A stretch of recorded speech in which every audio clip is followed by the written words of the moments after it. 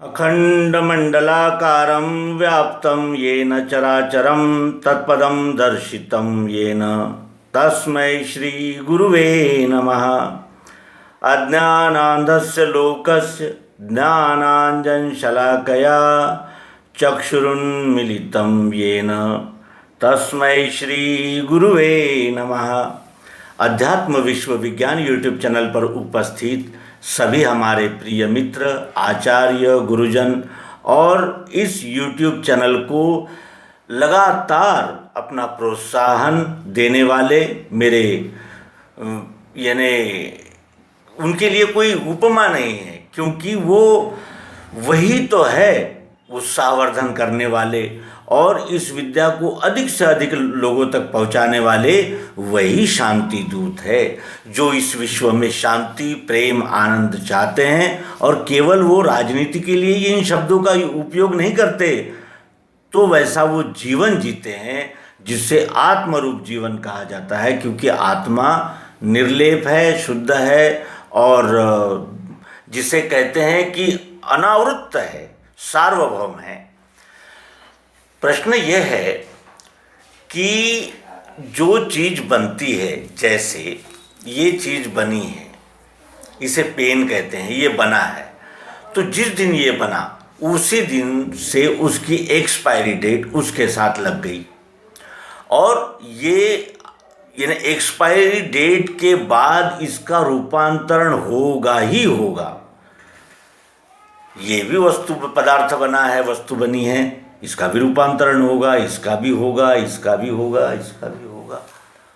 रूपांतरण अवश्य होता है, क्योंकि जो चीज़ बनती है उसके बनने के समय से ही उसके पीछे एक्सपायरी डेट लग जाती है। और एक्सपायरी डेट जब लग जाती है तो वो एक्सपायरी डेट केवल शब्द नहीं है, तो वो कृति का आगे का आरा खड़ा है। उस समय वो बात होगी ही, यानी एक्सपायर होगा ही होगा। फिर इन शास्त्रों, विचारधाराओं और इन सभी सद्ग्रंथों का क्या तात्पर्य है, क्या प्रयोजन है? विघटन से हर जीव घबराता है, कहता है मैं नष्ट हो जाऊंगा, और ये विघटन बाह्य रूप से होता है। जिसने इस विघटन रूपी घट का आकार धारण किया है उसका नाश तो होता ही नहीं, क्योंकि वो निराकार है। निराकार ही वस्तु सर्वाकार हो सकती है, और सर्वाकार वस्तु जो सब में है वही तो निराकार है। तो ये निराकार और साकार का झंझट निपटाकर सद्गुरु कहते हैं कि नाश होता ही नहीं, तो फिर शोक किस बात का और मोह भी किस बात का? शोक कैसा, मोह कैसा? जो चीज बनी है उसका विघटन निश्चित है, जिसका विघटन नहीं हो सकता वही तुम हो। यानी इस प्रकार की एक ऐसी यानी अत्यंत महत्वपूर्ण समस्या को अध्यात्म विज्ञान छुड़ा देता है, जिस समस्या से सभी त्रस्त है। सभी ऐसे लोग मिलेंगे जो किसी से मोहब्बत, किसी से मोह नहीं करते, लेकिन अपने शरीर से मोह तो करते ही हैं। तो मोह करना ये स्वाभाविक है, जीव का वो स्वभाव है, क्योंकि जीव ही मैं का स्वरूप है। मैं कुल, जाति, पंथ, मत, संप्रदाय, देश, भाषा, वेश, कितने उसके पार्ट्स करेंगे उतने करते चले जाइए। अनंत है ये मैं, और मैं का ही स्वरूप जीव है। जिस दिन ये मैं हम हो जाता है उस दिन इसका जो मैं बना है, जो जिसे कहते हैं कि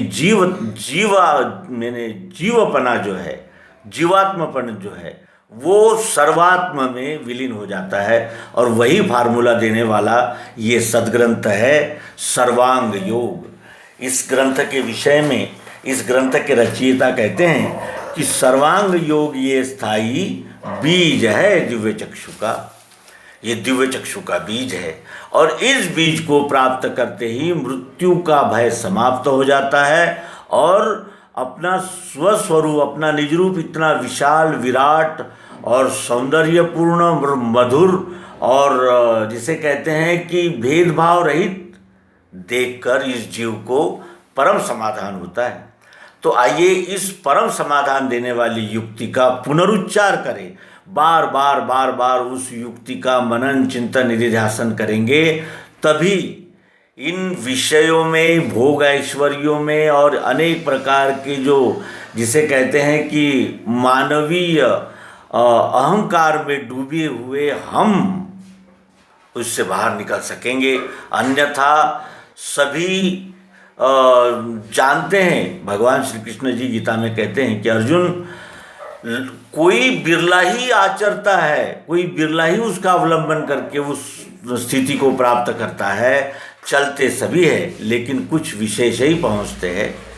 और इस प्रकार लेकिन पहुँचते वही है जो चलते हैं, जो चलते हैं वही पहुँचते हैं। जो खड़े रहकर किनारे पर तैरने के सपने देखते हैं वो कभी तैरना नहीं सीख पाते।